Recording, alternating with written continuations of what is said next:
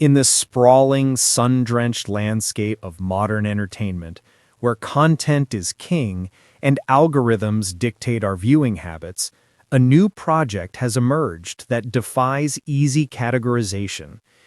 It's a story that bridges continents, genres, and motivations, a tale as much about the relentless drive of two of television's most enduring stars as it is about the forgotten soul of a small Italian city. The project is the new documentary series Running with the Wolves. The stars are Kelly Ripa and Mark Consuelos. And the beating heart of it all is a football club you've likely never heard of, Campobasso FC. The headlines are catchy. TV power couple buys Italian soccer team, and Ripa Consuelos take on Europe.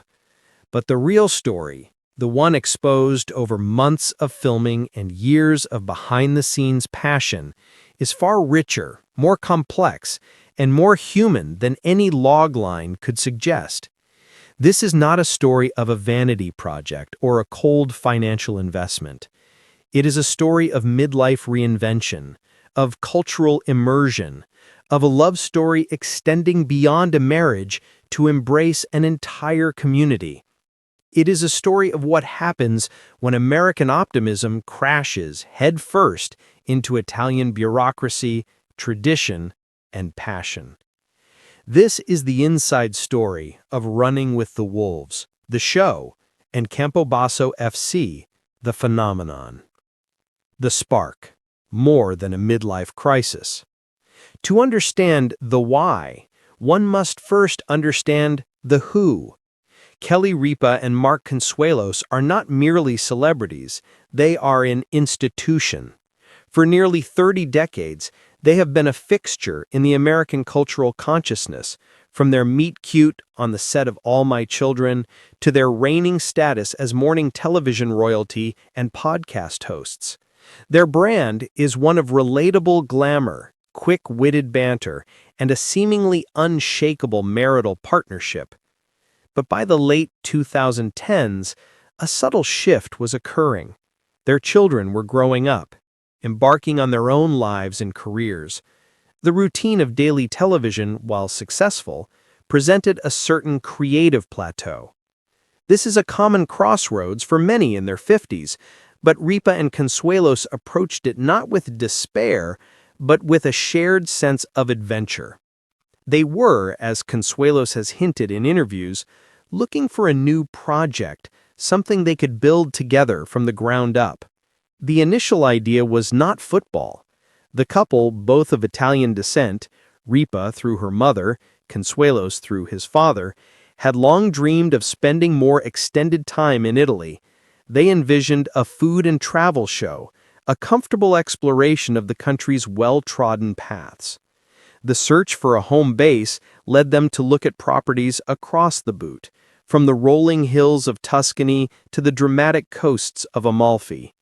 It was during one of these scouting trips, almost by accident, that they stumbled upon Molise. Molise, the region that doesn't exist.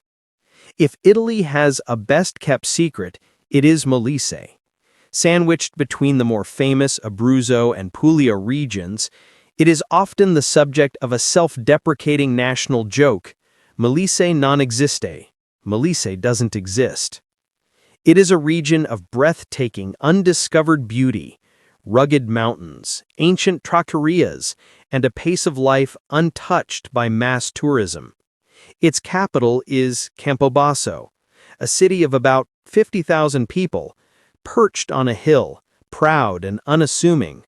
It was here in Campobasso that the couple's agent or local contact, the story varies in the retelling, adding to the lore, mentioned the local football team, not as a tourist attraction, but as a central nervous system of the city. Campobasso FC, known as the Lupi, Wolves, had a history that mirrored the city itself, moments of glorious ascent and heartbreaking decline.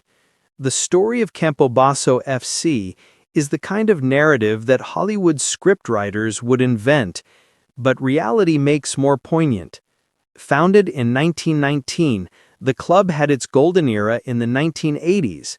Led by the legendary president Giovanni Di Stefano, the Wolves climbed from the depths of the amateur leagues to Serie B, the second tier of Italian football, rubbing shoulders with giants in waiting. The city went mad for them. The old Stadio Giovanni Romagnoli was a cauldron of noise and passion. For a few glorious seasons, Campobasso was on the map. But as with many small clubs, the success was not sustainable. Financial troubles, mismanagement, and the brutal economics of Italian football led to a precipitous fall. The club went bankrupt, not once, but multiple times. It was refounded, phoenix-like, by its loyal supporters, only to stumble again. By the time Ripa and Consuelos arrived, Campobasso FC was languishing in Serie D, the fourth tier of Italian football, a world away from the glittering Serie A, but a world where passion, not money, was the primary currency. This was the spark. This wasn't about buying a ready-made, polished asset. It was about adopting a story. It was about a community's identity being intrinsically tied to a football team.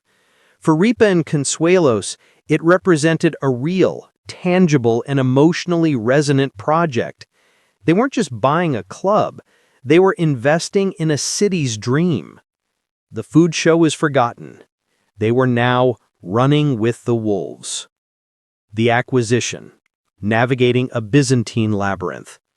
The decision to purchase Campobasso FC was made with characteristic enthusiasm, but the execution was a masterclass in culture shock. The initial press releases framed it as a smooth transaction, but running with the wolves exposes the hilarious and often frustrating reality. The due diligence culture clash?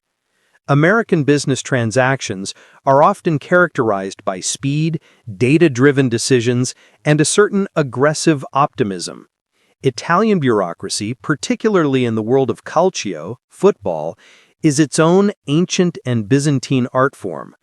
The documentary's early episodes brilliantly captured this dissonance.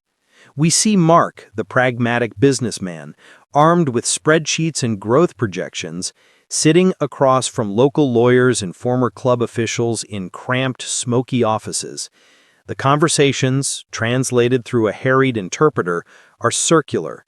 They discuss not just financials, but history, legacy, and the soul of the club, concepts that don't easily fit into a quarterly report. Kelly, with her sharp emotional intelligence, becomes the key. She focuses on the human element. She meets with the ultras, the team's hardcore, often intimidating supporters. She sits with them in the local bars, drinking espresso, listening to their stories of the glory days and the many betrayals. She doesn't see hooligans. She sees guardians of a flame. This outreach proves to be the most crucial piece of due diligence. Gaining the trust of the ultras was the key to the city gates. Without it, any ownership, no matter how wealthy or famous, would be doomed. The press conference that broke the internet. The official announcement in the spring of 2023 was a media sensation. In Campobasso, it was held in the City Hall, a grand old building bursting at the seams with local press, curious citizens, and elderly men who remembered the 80s. Kelly and Mark, dressed not in Hollywood finery, but in respectful, smart, casual attire, stood before the crowd. They spoke of their love for Italy, their respect for the club's history, and their commitment to the community. They held up the iconic red and yellow jersey with a mixture of pride and bemusement. The global reaction was instantaneous and polarized. In the U.S., it was seen as a charming, eccentric celebrity story. In Italy, and particularly within the insular world of Italian football, the skepticism was palpable. Pundits on sports shows scoffed. What do these Americans know about calcio? They will get bored and leave in 2 years. This is a publicity stunt for their new show. The most common and most damaging accusation was that of calciotainment, treating a sacred institution as a reality TV playground. Running with the Wolves doesn't shy away from this criticism. In fact, it makes it a central theme of the narrative. The camera captures Kelly and Mark reading the scathing online comments, the dismissive articles. We see the doubt creep in. Had they bitten off more than they could chew? Was this a terrible mistake? Running with the Wolves, the show, as the Trojan horse. The decision to document the entire journey was a calculated risk. On the surface, it fed directly into the narrative of it being a shallow TV project. But as the series unfolds, it becomes clear that the documentary is not the point, it is the vehicle. It is a Trojan horse that allows the audience, both in English and Italy, to see the raw, unvarnished truth behind the headline.